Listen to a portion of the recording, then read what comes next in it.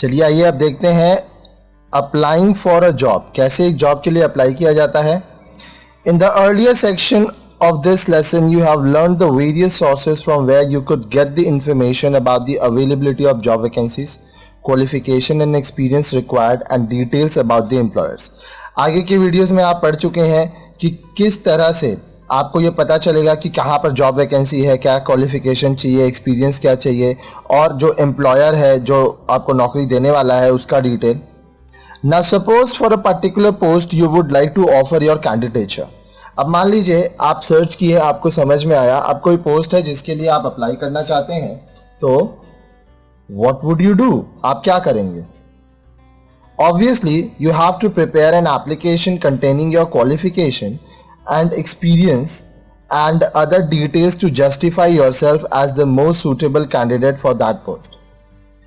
अब देखिए, अब आप क्या करेंगे, एक एप्लीकेशन बनाएंगे जिसमें आपका क्वालिफिकेशन, एक्सपीरियंस और आपके बारे में डिटेल्स लिखा रहेगा, ताकि जो नौकरी दे रहा है वो ये समझ पाए कि हाँ आपको इस जॉब के लिए इंटरव्यू में बुलाया जाए और आप इंटरव्यू दें और अगर सिलेक्ट होते हैं तो आप उस कंपनी में काम करें। This brief account of one's professional और work experience and qualification is termed as biodata, biographic data और रेज्यूमे और करिकुलम विटे CV। अब ये जो ब्रीफ अकाउंट है, मतलब जो थोड़ा सा एक पेज में या 2-4 पन्ना में आप अपने बारे में लिखते हो, अपना प्रोफेशनल वर्क एक्सपीरियंस, क्वालिफिकेशन, अपना डिटेल्स, इसको biodata, biographic data, resume, curriculum vitae CV ये नाम से बोला जाता है। तो आइए देखिए बायोडाटा कैसे बनता है। Preparation of a biodata. Let us learn how to prepare a biodata. आइए सीखते हैं कैसे बायोडाटा बनाया जाता है। In most of the cases, the employers want to receive the application in their prescribed proforma that makes their job easier in screening the application. अब देखिए, बहुत सारी जगह ऐसा होता है कि जो एम्प्लॉयर है वो अपना एक एप्लीकेशन फॉर्म देता है, उस फॉर्म में आप अपने बारे में सारा डिटेल्स लिखते हो, तो इससे क्या होता है कि जो जॉब दे रहा है उसको आसानी रहता है आपका बायोडाटा समझने में। In that case, you need not to be worried about preparing your own biodata in different style to attract the attention of the employer. अगर आपका एम्प्लॉयर आपको एक परफॉर्मा दे रहा है, एक एप्लीकेशन दे रहा है, तो इस केस में आपको अलग से बायोडाटा बनाने की ज़रूरत नहीं है जिससे कि आप उसको इम्प्रेस कर सकें। आप जो फॉर्म दिया गया है उसी को अच्छे से फिल कीजिएगा। But in other cases, mostly for jobs in private sector, you should pay special attention to this style, language, presentation as well as contents of your biodata. लेकिन अगर आप प्राइवेट सेक्टर के लिए अप्लाई कर रहे हो तो ज़्यादातर आपको अच्छा बायोडाटा बनाना होगा ताकि आप उससे एम्प्लॉयर को अट्रैक्ट कर सको। Your biodata should contain factual details. आपका जो बायोडाटा है उसमें फैक्चुअल डिटेल्स होना चाहिए। Avoid preparing lengthy biodata. बहुत ज़्यादा बड़ा बायोडाटा नहीं बनाएं, जो फैक्ट्स हैं वही रखिए। Briefly present your qualification. अपने क्वालिफिकेशन के बारे में थोड़ा सा बताइए। Responsibilities, experience and achievements etcetera. Your biodata should have 4 basic section. आपका जो बायोडाटा है उसमें 4 सेक्शन होना चाहिए। The first being your name and contact details. सबसे पहले आपका नाम और फिर आपका contact details. The second your educational qualification, academics and technical. फिर आप कितना पढ़े हो, आपका स्कूल, कॉलेज और टेक्निकल, प्रोफेशनल अगर आप कोई कोर्स किए हो। देन योर वर्क हिस्ट्री, आप कहाँ काम किए हो पहले, वहाँ रिस्पॉन्सिबिलिटी क्या था आपका, एक्सपीरियंस क्या हुआ, अचीवमेंट्स क्या क्या था। And finally details regarding references. फिर आपको इस जॉब के बारे में कहाँ से पता चला, साथ ही साथ रेफरेंस, आप कुछ लोगों का रेफरेंस दे सकते हैं ताकि क्रॉस चेक कर सके एम्प्लॉयर कि आप कौन हो और आपका आइडेंटिटी क्या है। The list enclosure may be given at the end of your biodata. अब कुछ एनक्लोजर्स हैं, डॉक्यूमेंट्स हैं जो बायोडाटा के बाद में आप दे सकते हो। In brief your biodata should have the following point. और आइए मैं बताता हूँ आपको क्या क्या पॉइंट्स आपके बायोडाटा में होने चाहिए।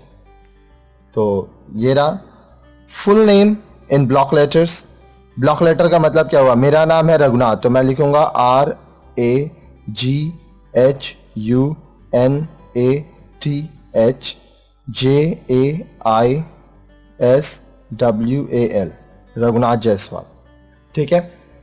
फादर और हस्बैंड्स नेम, अपने पिताजी का नाम या अपने पति का नाम। Date of birth, residential address, आप जहाँ रहते हैं आपके घर का address. Details of educational qualification, details of technical और प्रोफेशनल क्वालिफिकेशन इफ़ एनी अगर है तो, experience, name of references, list of enclosures, signature of the candidate. तो ये 10 एलिमेंट होने चाहिए आपके बायोडाटा में। द अबव पॉइंट्स में be presented in different format and style. अब जो ये पॉइंट्स है अलग अलग स्टाइल में आगे पीछे करके लोग देते हैं। Nowadays, the employer wants to scan a biodata quickly rather than reading page after page about your qualification and achievements. अब देखिए, आज जो एम्प्लॉयर है वो ये चाहता है कि आपका बायोडाटा वो जल्दी से पढ़ के समझ ले। आप बहुत ज़्यादा पेजेस ना बनाए, उसको पढ़ने में ही बहुत समय लगेगा और वो इंटरेस्टेड नहीं होगा। Therefore, be brief and clear with just enough details to convey your message. इसलिए जितना ज़्यादा ब्रीफ में, संक्षिप्त में आप लिख सकते हैं और क्लियर लिख सकते हैं वो आप लिखिए। A brief guide to help you to arrange the above mention details in the proper order is as follow. अब देखिए, हम लोग यहाँ पे आपको बताएंगे कि ये जो ब्रीफ गाइड है वो आप कैसे करेंगे। Begin your resume with your name, address, phone number and email address generally centred on the page. मान लीजिए अगर ये पेज है तो बीच में अपना नाम, address, phone number, email ID आप लिखें। Describe the type of position you are seeking in a sentence or two under the heading labeled objective। फिर आप एक ऑब्जेक्टिव का हेडिंग दीजिए, उसके अंदर अपना लिखिए कि आपका उद्देश्य क्या है नौकरी पाने के लिए, आप किस तरह का नौकरी खोज रहे हैं। Now give your educational details, अपना पढ़ाई का डिटेल्स दीजिए। Name of the school, college, institute, board, percentage of marks secured, years of passing the examination etcetera in summary form. इसके बाद आप अपना एजुकेशन डिटेल में किस स्कूल से आप पढ़े हैं, कॉलेज, इंस्टीट्यूट, बोर्ड, परसेंटेज कितना आया था, कौन से इस साल में पास हुए थे, ये सब दीजिए। Details of any technical education और skills you have may be mentioned. It may include other information about any such skills or experience like computer skills, additional training, foreign language or any other professional association you may belong to। अब देखिए, जो detail है आपका technical education का वो आप देंगे अगर है तो, कि आपके पास अगर कोई एडिशनल ट्रेनिंग है, आप कंप्यूटर सीखे हो, कोई फॉरेन लैंग्वेज आपको आता है, कहाँ से सीखे हो, ये सब भी आपको वहाँ देना पड़ेगा। Work experience with job description and responsibility handled should be described. आपका वर्क एक्सपीरियंस क्या रहा है, वहाँ पे आप क्या काम करते थे, क्या क्या रिस्पॉन्सिबिलिटी था आपका, ये सब आपको बताना है। ध्यान रहे, अगर आप फ्रेशर हैं तो वर्क एक्सपीरियंस आपके लिए नहीं माना जाएगा। फ्रेशर कौन होता है? जो सबसे पहली बार नौकरी खोजने जाता है, पहले कभी नौकरी नहीं किया है, वो फ्रेशर रहेगा। Personal details like marital status, date of birth, father's husband's name और family details, hobbies and interest can be given under separate heading as personal details. उसके बाद आप अपना पर्सनल डिटेल्स एक हेडिंग देके आपका मैरिटल स्टेटस, आप शादीशुदा हैं या शादीशुदा नहीं हैं, आपका डेट ऑफ बर्थ, पिताजी का नाम, पति का नाम, family details, hobbies and interest, ये सब आप वहाँ पे दे सकते हैं। तो ये आपका होता है एक बायोडाटा का एक फॉर्म, और बायोडाटा जितना ही अच्छा बनेगा उतना ज़्यादा चांसेस है कि एम्प्लॉयर आपसे इम्प्रेस होगा। चलिए आइए अब हम लोग पढ़ते हैं कवरिंग लेटर के बारे में। When applying for a job, the biodata should be accompanied with an appropriate covering letter। जब आप किसी जॉब के लिए अप्लाई करेंगे तो आप जो अपना बायोडाटा सबमिट करेंगे उसके साथ एक कवरिंग लेटर भी होना चाहिए। You must be thinking how to write a covering letter। अब आप सोच रहे होंगे कि अब ये कवरिंग लेटर कैसे लिखा जाता है। In this section, let us learn about different aspects of writing a covering letter। अब यहाँ पे हम लोग पढ़ेंगे कि कवरिंग लेटर कैसे लिखा जाना चाहिए। सबसे पहला, the opening. This is where you tell the employers who you are, why are you writing and how you came to know about the vacancy. अब यहाँ पे आप स्टार्ट कैसे कर रहे हैं, आप कौन हैं, आप ये कवरिंग लेटर क्यों लिख रहे हैं, आपको इस नौकरी के बारे में कहाँ से पता चला। The who are you part is a brief introduction of yourself. Who are you में आप लिखेंगे अपने बारे में, अपना इंट्रोडक्शन देंगे, लेकिन ये ध्यान रहे कम शब्दों में ही दें, पूरा हिस्ट्री ना लिखें यहाँ पे आप। Just mention the basic facts about you. In the why you are writing part mention which position you are applying for. Then be sure to mention how you heard about the organisation और the job. Why you are writing में आप बताओगे कि आप कौन सा position खोज रहे हो, का जॉब करने के लिए। उसके बाद आप ये मेंशन करोगे कि आपको इस ऑर्गेनाइजेशन या इस जॉब के बारे में कहाँ से पता चला। यू माइट राइट, अब आप लिख सकते हैं this is with reference to your advertisement in Hindustan Times dated 29 January 2014 regarding the vacancy of a trainee in your sales department. तो यहाँ से क्या पता चला कि आपको हिंदुस्तान टाइम्स में 29 जनवरी 2014 को पता चला कि इस ऑर्गेनाइजेशन के सेल्स डिपार्टमेंट में एक ट्रेनी का वैकेंसी है। ठीक है। सूटेबिलिटी ऑफ योर कैंडिडेचर, अब कैसे पता चलेगा कि आप सूटेबल हैं। The objective of this part is of the letter is to mention the reason why the employer should see you as a viable candidate. अब यहाँ पे आप वो बातें लिखोगे जिससे जो एम्प्लॉयर है, जिसको नौकरी देना है, वो ये समझ पाए कि हाँ इस जॉब के लिए ये बंदा सही है। It is best to start with a statement that provides an overview of your qualification and emphasizing that they match their requirement. अब देखिए, इसको स्टार्ट करने के लिए एक स्टेटमेंट हो जो कि आपका क्वालिफिकेशन से मैच करे जो रिक्वायरमेंट है। ठीक है। A typical sentence may be, as trained graduate in management, I offer the following skills and accomplishment. तो अब देखिए यहाँ पे आप क्या बोल रहे हो कि आप मैनेजमेंट में ग्रेजुएशन की और ट्रेनिंग भी लिए हो, तो ये जो जॉब वैकेंसी है उसके लिए आपका क्या क्या स्किल्स है, फॉलोइंग स्किल्स एंड अकम्पलिशमेंट आप अपना बताओगे, ताकि जो एम्प्लॉयर है ये समझ पाए कि हाँ रिक्वायरमेंट क्या था, जो एम्प्लॉय आ रहा है, जो जॉब सीकर है, उसका क्या क्वालिफिकेशन है, और फिर वो जॉब दे पाए। Next, about the organization. In this section of the letter, you may tell something positive about the organization and mention why you would like to be a part of them by working there.